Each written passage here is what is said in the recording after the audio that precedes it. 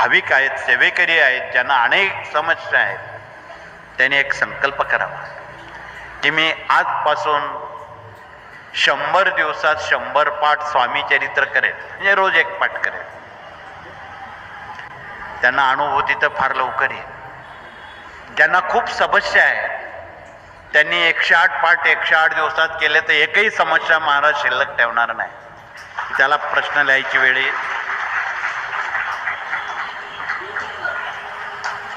ज्यांनी 100 पाठ सप्तशतीचे 108 केले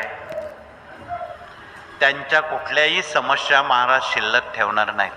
मग तो नोकरीचा प्रश्न असेल, विवाहाचा असेल, अपत्याचा असेल, घरकुलांचा असेल किंवा अन्य कुठला असेल, आजारपणाचा असेल.